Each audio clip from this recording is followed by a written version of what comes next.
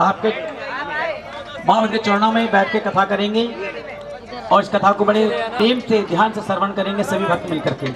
एक बार मिलके कह दो जय माता दी, जोर से कह दो। हाँ बिल्कुल।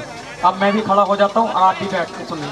और कार्यकर्ता भैया एक काम कीजिएगा, आप इधर आ जाओ। राजी आप इसको लेकर थोड़ा पीछे हो जाता है। हाँ अब ये बताओ, अब से पहले किस किस भक्त ने कथा सुन रखी है? वो हाथ ऊपर करे। सभी ने सुन रखी है? सभी ने सुन रखी है? हाथ नीचे कर लीजिए। आप सभी ने कथा सुनी है। आप सभी हाजिरी पूरी नहीं करेगी, एब्सेंट लगा देगी इसलिए। और ये कथा हर जागरण में होती है। क्यों होती है? क्योंकि इस जागरण के कथा के अलावा जागरण कभी संपूर्ण नहीं होता।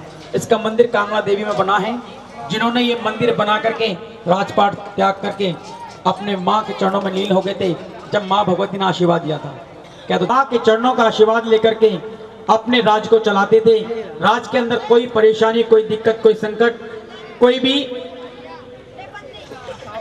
सुन लो, हमारी भी पन्नी भी मिल जाएगी। क्या तो जय माता की। कोई परेशानी, कोई दिक्कत, कोई संकट नहीं था। सभी संकट को निवारण था। बड़े राज के अंदर बड़े खुशी खुशी अपना जीवन व्यतीत कर रहे थे। राजा स्पर्श माँ के चरणों में गई और माँ से कहने लगी कि माँ आपने मुझे सब कुछ दिया है और किसी भी चीज की कोई कमी नहीं है, लेकिन सब कुछ होते हुए मेरे पास एक चीज की कमी है। धन आपने मुझे दिया, मान सम्मान आपने दिया, धन आपने दिया, मान सम्मान आपने दिया, सुंदर राज्य मुझे दे दिया, जिसकी हम सब अभिलाषा करते हैं, चेष्टा करते हैं कि हमारे घर के अंदर हमारे साथ जो भी मिले, हमारा परिवार अच्छा रहे, हमारे आस पड़ोस से अच्छे मिले। क्या आपने मुझे सब कुछ अच्छा दिया है, लेकिन सब कुछ देने के बाद मेरे बाद मिल गया, लेकिन संतान का सुख नहीं मिला। ऐसी मेरे भाग्य में क्या कमी है? मेरी ऐसी क्या तकदीर लिख दी आपने जो मेरे घर के अंदर संतान की प्राप्ति नहीं हुई? माँ से गिला शिकवा करने लगे। माँ भगवती ने राजा स्पर्श की पुकार सुनी। राजा स्पर्श की पुकार सुनी। प्रभात के समय ब्रह्म मुहूर्त में एक कन्या के रूप में माँ भगवती स्वयं राजा स्पर्श के घर में आ गई। राजा स्पर्श के घर में कन्या के रूप में माँ भगवती आई। राजा ने बड़ी खुशी मनाई कि चलो मेरे घर में माँ का रूप आया, माँ भगवती स्वयं आई है, मुझे इससे ज्यादा खुशी और कोई नहीं हो सकती। लड़का होता तो मेरे एक कुल को ताड़ता, मतलब मेरे नाम को रोशन करता, मेरे जो राज्य है, मेरा जो कुल है, जो मेरा अब मेरे नाम लेने वाला मेरा लड़का होता। यही तो होता। लड़का सिर्फ माँ बाप के नाम रोशन करता है। लड़की माँ बाप के साथ साथ अपने दादा और नानी इन सब का नाम रोशन करके जब ब्याह करके दूसरे कुल में जाती है, अपने पति के नाम को चार चांद लगाते हैं। हम कहते हैं कि हमारी बहू बहुत अच्छी है, कहते हैं ना। भाई कहाँ से लाए? उस वाले घर से लाए हैं। भाई बड़ा संस्कारी घर है वो, तो अपने घर के साथ साथ दूसरे के घर के भी नाम रोशन करती है। तो माँ आपने कृपा करी, मुझे आपने अपना रूप दे दिया, मैं धन्य हो गया।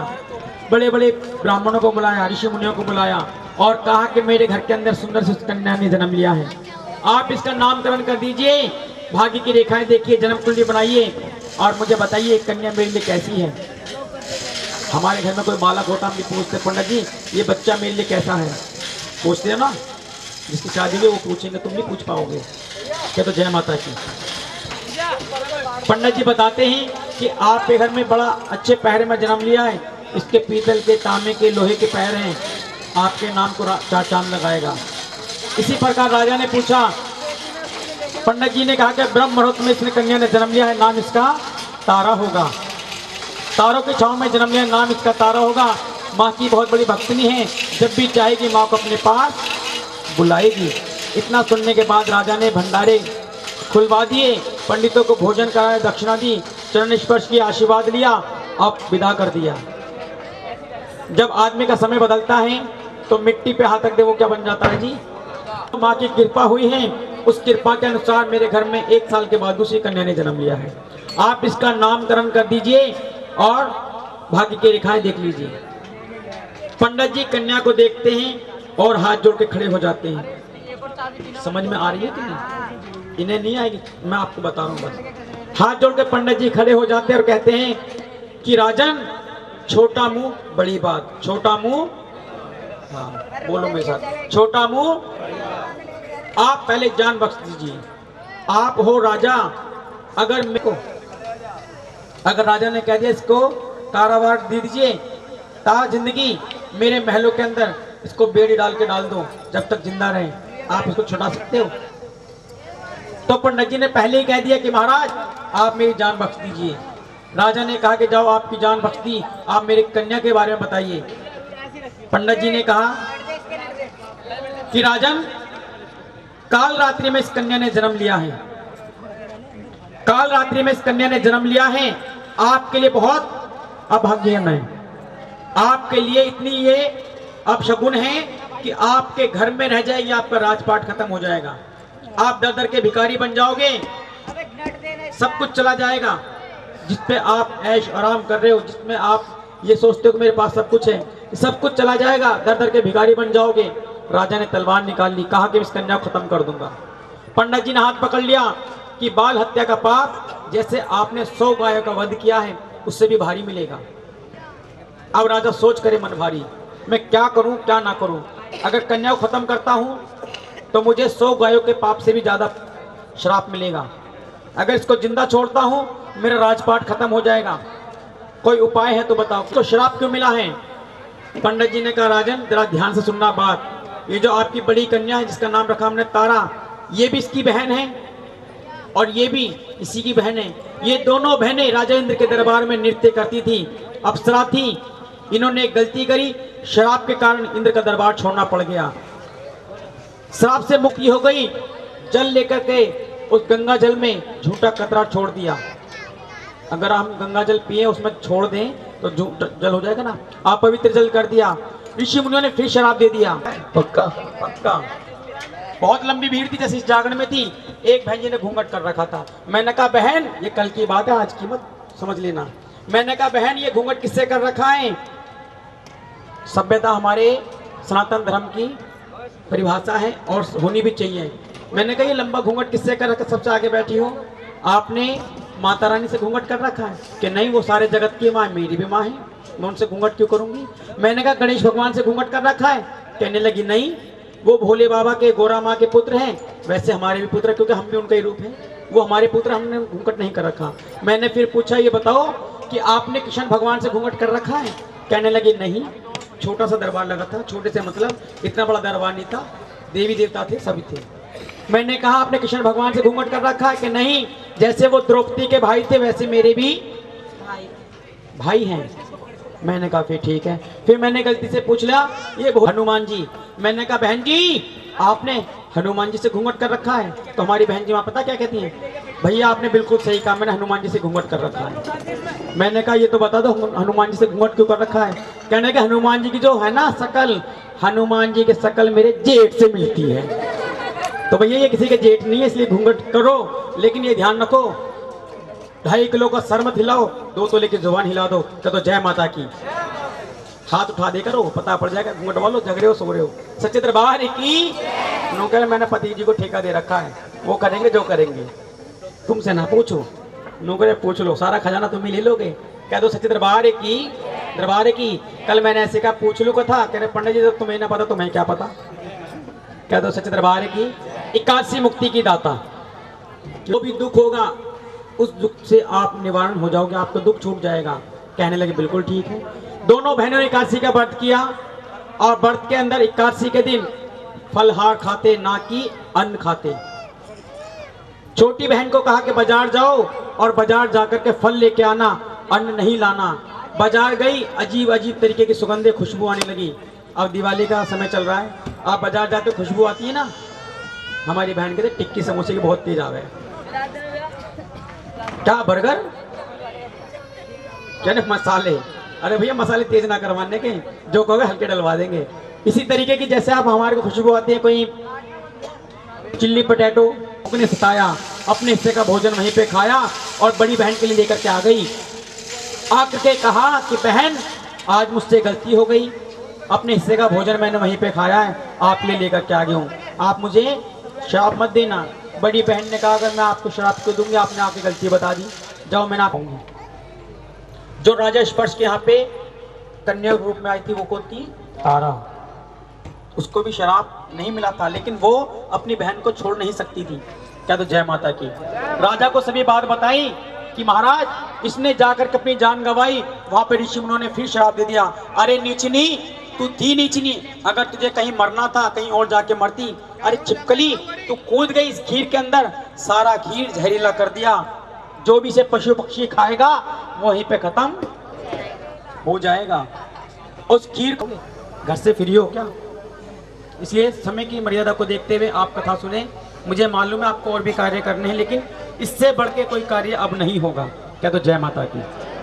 हाथ उठा लो भाई, जय माता की। हाँ। इसी प्रकार इसने अपनी जान गंवाई। जैसे ही खीर को खाली करने गए, देखा कि उसके अंदर एक मरा हुआ सांप दिखाई दिया। सांप का मरा हुआ पिंजर निकला तो सभी ऋषि मुनि ने कहा कि अरे अगर हम इसको खाते हम खत्म हो जाते। इसने तो अपनी जान गंवा करके हम सबकी जान, लेकिन हमने शराब दे दिया, इस शराब से मुक्त नहीं हो सकती। आशीर्वाद ये है, क्या है आशीर्वाद? उच्च कोटि के राजा के घर में जन्म होगा। इन्हें नहीं पता, उच्च कोटि के राजा के घर में जन्म होगा, लेकिन श्राप के कारण तेरा जो पालन पोषण होगा एक नीच घराने में होगा। राजन आपके घर में आ गई, आप इसको जल प्रभा कर दीजिए, आप इस श्राप से मुक्त हो जाइए। जहां इसका भाग्य होगा, जहां इसका नसीब होगा, वहां कन्या पहुंच जाएगी और नीच घराने में इसका परवरिश हो जाएगी। क्या तो जय माता की। समय बदलता गया, समय बीतता गया। राजा स्पर्श की जो कन्या थी जिसका नाम था तारा, वो भी खेलते कूदते जवान हो गई।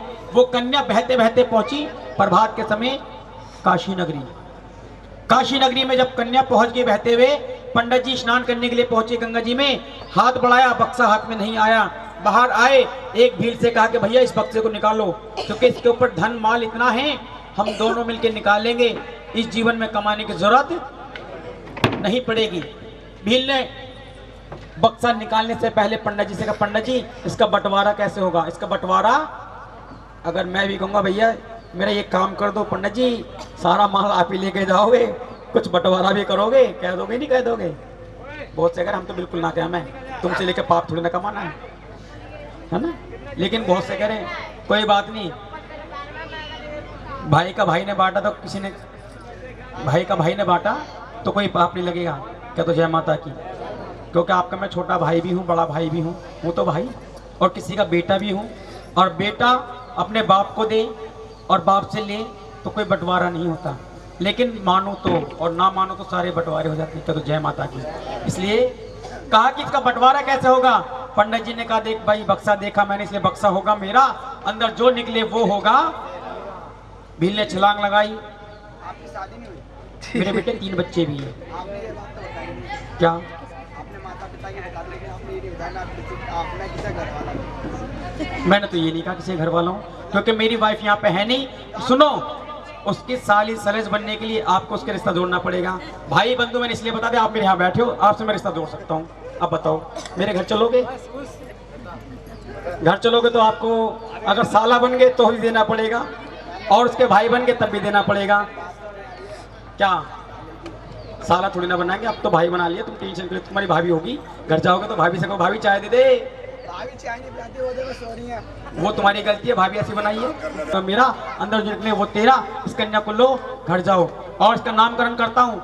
रुका हुआ धन मिला इसे पेड़ से तुम, रुका हुआ धन मिला इसके प्यार से तुम रुकमन कह सकते हो, रुकमन, और इसे तुम रुकमनी भी कह सकते हो, रुक को भी कह सकते हो। नामकरण कर दिया, नाम बता दिए, और भील उस कन्या को लेकर अपने घर चला गया। राजा स्पर्श की जो पहली कन्या थी, खेलते कूदते जवान हो गई, पिता को चिंता हो गई, शादी के हो गई। तारा शादी हो गई तो बन गई तारा रानी। हरिश्चंद्र राजा हरिश्चंद्र के साथ में तारा की शादी हुई तो बन गई तारा रानी। और तारा रानी बैठ करके डोली में विदा होकर के जा रही थी। शहर के बाहर एक मंदिर था, शहर के बाहर मंदिर को देख के कहा कि कहारो डोली रोक दो, मैं माँ की बहुत बड़ी पुजारन हूँ, माँ से बातें करके आऊंगी। माँ से बातें करके आई, आकर के डोली में बैठ करके अपने महलों में चली गई। तो जय माता की। यही सिलसिला चलता रहा, समय बीतता रहा।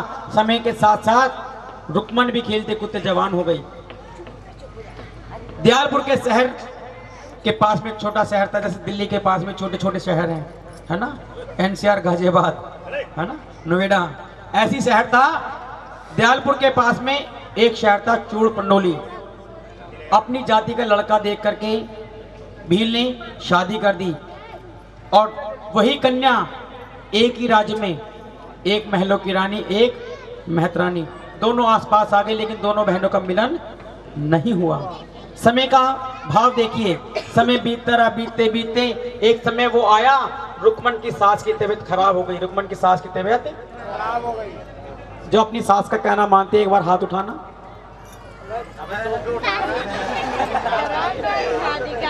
हाथ नीचे कर लो। मैं यही तो देखना चाहता कि हमारे भाई क्या कर रहे क्या नहीं कर रहे। सास का मानना चाहिए क्या? तो जय माता की। भाई ने दोनों हाथ उठाए, दोनों हाथ उठाए। मेरी घरवाली भी मानती है और मैं भी मानता हूँ।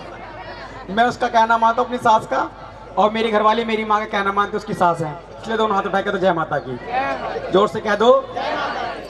रुक्मन की सास की तबीयत खराब हो गई। रुक्मन की सास ने कहा कि आज जो भी कार्य करने जाती हूँ, मैं जो भी काम करने जाती हूँ, आपको काम करने जाना पड़ेगा और विधि विवश उस काम को निभाना पड़ेगा। रुक्मन ने कहा कि मैं आज तक अपनी शादी के 1 साल बीत गया, घर से बाहर कभी नहीं गई हूँ, इतना लंबा घूंघट होता, मुझे ही नहीं पता मुझे क्या करना क्या नहीं करना। सब कुछ समझाया। रुक्मन बाहर गई और बाहर जाकर के रुक्मन की सास ने कहा कि सबसे पहले मंदिर की सफाई करती हूँ, उसके बाद महलों की सफाई करती हूँ। मंदिर की सफाई करने के लिए जैसे रुक्मन पहुंची, झाड़ू को देखती है और कहती है मेरी सास कितना पाप कमाती है, ये गंदी झाड़ू कहाँ कहाँ लगती होगी, इससे मंदिर की सफाई करती हैं। झाड़ू को एक तरफ रखा, सर के बाल खोले, सफाई कर दी। फिर सोचा कोई कण ना रह जाए, गीले बाल करे, पोछा लगा दिया। थक करके बाहर मंदिर के बैठ गई। भजन कीर्तन हो रहे थे। भजन कीर्तन के बाद मंदिर में से पंडित जी आए। पंडित जी ने कहा अरे आप यहाँ क्यों बैठी हो? पंडित जी आप अंदर जय माता की जय माता करिए, माँ कौन है? हम भी भजन करे तो आपको कुछ समझ में आए ना आए, लेकिन जय माता की समझ में आ रहा था नहीं। पूछ लिया जय माता क्या कर रहे थे कि माँ सब कुछ देती है, कोड़ी को काया दे, बांझन को पुत्र दे, निर्धन को माया दे, कि आपकी माँ है आपको देगी, मेरे को क्या देगी, कि माँ से मांगने का तरीका चाहिए, सब कुछ देती है। पंडित जी ने कहा कुछ टका तेरे पास है, अरदास करा रही है, आपसे प्रार्थना कर रही है, इसके घर में सुख शांति देना और इसकी आस मुराद पूरी करना। रुक्मन ने क्या कहा था कि मेरे घर में कोई संतान नहीं है, शादी को 1 साल हो गया, अगर मेरे घर में कोई संतान होगी तो मैं आपके नाम का जागरण अपने घर में कराऊंगी। माँ ने कृपा करी, एक सुंदर से बालक का जन्म हो गया। बालक का जन्म हो गया, लाड़ प्यार में खो गई। माँ के नाम का जागरण कराना 5 साल हो गए। 5 साल में फलकल माता बन करके आई, जिसे हम कहते हैं चेचक, मोटी मोटी चेचक निकल आती हैं। ऐसा कोई शरीर नहीं है यहाँ से लेकर के तलवे तक, कोई शरीर ऐसा नहीं बचेगा जो फल ना जाए, जो दाने ना निकले। दाने निकलते फल जाता है ना, निकलते तो फल जाता ना। जब ये सब निकला, क्या ये नींद सबको आ रही, मुझे ना आ रही, इसलिए जय करने लगा रही। क्या तो जय माता की। रुक्मन पहुंच पाती, क्यों? क्योंकि किसी ने जाकर के राजा से चुगली कर दी थी कि महाराज आपकी महलों की रानी एक नीच घराने में जागरण करने जाएंगी, आपका धर्म भ्रष्ट हो जाएगा। पहले जात पात बहुत थी भैया, आप तो खत्म होती जा रही है। आपका धर्म भ्रष्ट हो जाएगा, आप महलों के राजा हो। राजा ने कहा कि मैं तारा को नहीं जाने दूंगा, उसके लिए कुछ भी करना पड़े। तारे से कहा कि तारा आज माँ के भजन सुना, माँ के भजन सुना ताकि मुझे नींद आ जाए। माँ के भजन सुनाने लगी। माँ को याद किया कि माँ अगर आज जागरण के अंदर मैं नहीं गई, ये संत भगत डल्लों का कोई मतलब नहीं समझेंगे। योग माया का रूप बनाया, राजा की आंखों में समा गई माँ भगवती। चोरों वाले रास्ते से तारा भी निकल गई, पीछे से चोर मिल गए, हाथ बढ़ाया, साड़ी का पल्लू फट गया। माँ को याद किया कि माँ शक्ति दे, माँ शक्ति दे, माँ शक्ति दे, माँ शक्ति दे। योग माया का रूप बना के राजा की आंखों में थी, हट गई माँ। राजा की आंख खुल गई, तेरे घर में जागरण हो गया, मैं आ गई, जागरण संपूर्ण हो गया, यश का तिलक आरती तुम्हारे संत भगत कर देंगे। मैं अपने राजा को सोता छोड़ कर के हूँ। राजा ने कहा कि चलो जिंदा है, हरिद्वार ले जाऊंगा, पवित्र कर लाऊंगा। लेकिन रुक्मन ने कहा कि ये बताओ मेरे घर में जागरण हो रहा है, इस जागरण का प्रसाद जो है किसी संत भगत ने नहीं खाया, अगर आप प्रसाद को ले जाओगे बाहर डाल दोगे, मेरा जागरण नहीं लगेगा। आप क्या चाहते हो मैं जागरण से प्रसाद खाऊं? क्या हाँ, एक डली निकाली, मुख से लगा ली। पहले जागरण होते थे वामपंथी जागरण, जागरण करने कराने वाले महाकाली के जागरण होते थे। शिया नाम का जानवर लाते थे, उसके प्रसाद बनाते थे और सबकी गोद में देते थे। मांस, मदरा, मीठी रोटी, चावल, इन सबको दे करके गोद में कहते थे प्रसाद लेके जाओ। राजा ने कहा कि मैं इसको जिंदा नहीं छोड़ूंगा, ये मांसाहारी है। तारा प्रसाद लेकर के बाहर निकली। राजा ने कहा रानी मुझे गोद खोल के दिखा। भाई तुम्हारी भी समझ में आ रही है, नौकरी हमारे तो सर से ऊपर। भाई सभी को खजाना मिलेगा, निश्चिंत रहिए। 2 मिनट की कथा हो रहा है, प्रेम से सुनिए मिलकर। तो जय माता की। माँ को याद किया कि माँ आज मेरी लाश तुम्हारे हाथ है, राजा देख रहा है और मेरी गोद में मांस का प्रसाद है, करिश्मा दिखाओ। गोद खोल के दिखा दी। काजू बादाम किशमिश मखाने गोद में बदल गए। राजा सोच करे मन भारी, तू जादूगर नारी, अरे अपने पति से तो भेद छुपावे, हो नरकों के अधिकारी। राजा सोच करे मन भारी कि मेरी मां की शक्ति है, जो चाहे कर सकती है। राजन आपने गोद खोल के दिखाने के लिए बोला, मैंने गोद खोल के दिखा दी। मेरी मां की शक्ति से सब कुछ बदल गया। तेरी मां की शक्ति को मैं भी देखना चाहता हूं। एक काम कर, अपने घर में जागरण कराओ। रानी ने कहा राजा से, अपने घर में एक जागरण कराओ। ऐसा जागरण ना कभी पहले हुआ ना कभी होगा। करना क्या है कि मुझे 3 वचन दे दो। राजा ने 3 वचन दे दिए बिगड़ सोचे समझे। करना क्या है, आपकी जो सबसे प्रिय वस्तु है, आपकी सबसे प्रिय वस्तु है, आप उसका शीश उतारिए। राजा ने कहा कि मेरी सबसे प्रिय वस्तु है मेरे नीले रंग का घोड़ा। घुड़साल में गए, तलवार निकाली, घोड़े का शीश उतार लिया। हमारे भैया कह रहे चने, घोड़े का शीश उतार तो चने बोल गया। कौन सा कह रहा है? अभी पूछूंगा क्या। तो जय माता की। भाई इन्होंने 8वां जागरण 8 जागरण करा लिया, याद नहीं होगा कुछ भी, सब कुछ याद होना चाहिए भाई। क्या तो जय माता की।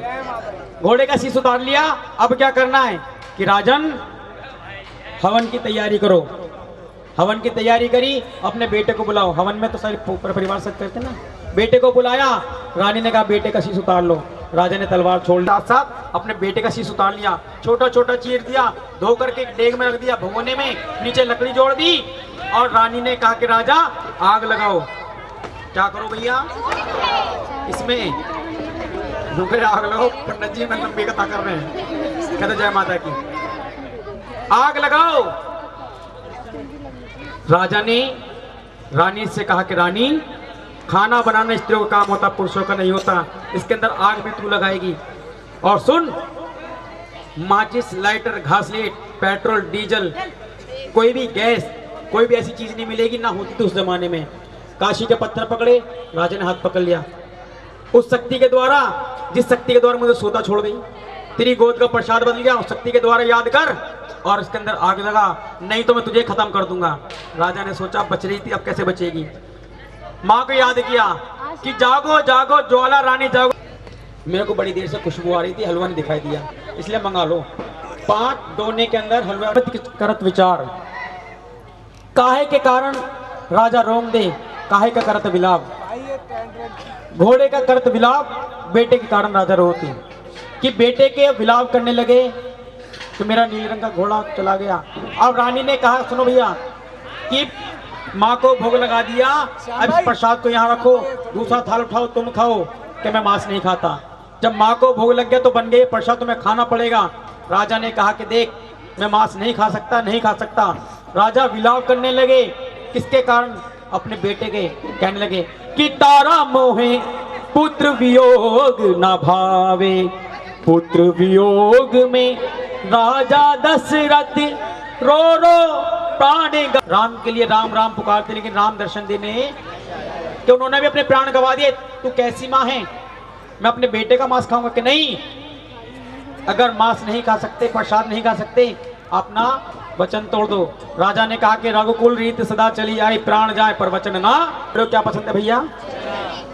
अब थोड़ी देर में हम चने खाएंगे तो हम कौन होंगे भैया? इतने साल हो गए, कम से कम 15 साल मैं रोज कथा करता हूँ, रोज चने खाता हूँ, आज तक घोड़ा नहीं हुआ, तो अब कैसे हो जाऊंगा? कह रहे हो चने खाएंगे बनेंगे घोड़े। अरे मिसाल दी गई है, मिसाल वो नहीं जो छोड़ दे किसी पे, एक मुहावरा दिया गया। कह दो जय माता की।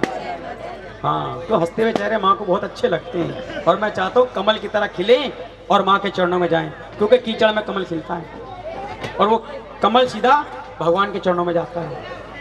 अब ये मत सोचो कि हमारे आसपास वाले जो हैं खराब आदमी, नहीं, ये कीचड़ मान लो आपके कहने से, लेकिन आप इसमें कमल हो और कमल भगवान के चरणों में जाएगा। इसलिए जयकारा लगा लो, कहते जय माता की। घोड़े को भोग लगाया, फिर जी लड़का कहते जय माता की। कौन से बोला? शंकर भगवान की जय। हाँ, एक बार उनकी भी जय बोल दो, उनके बगैर भी काम अधूरे रहते हैं। शंकर भगवान की। मैंने पर त्यागता हूँ, अपने वजीरों को देता हूँ। जूस बन के तैयार हो गया है, पीना बाकी है, अगर ढले मारोगे तो गिर जाएगा। सारी कथा का सार है इसके अंदर। बस आशीर्वाद दिया, माँ अपने भवनों को चली गई। राजा रानी और बेटा अपना शरीर त्याग करके या राम, शंकर भगवान, कृष्ण, जितने भी देवी देवता हैं सभी इसका जाप करते हैं। इसको करने के बाद अपना कार्य संपूर्ण करते हैं। इस कथा को मैंने यहाँ पे संपूर्ण करा। आप अपने अपने स्थान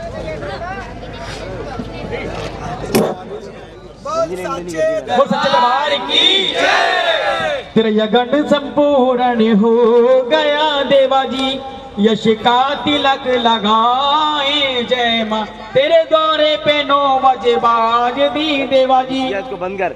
झूले झूले लाल निशान जय माँ। तेरी वटनिया तो वारी वारी जाव दी देवाजी, जिनने मेरी राह बतला जय माँ।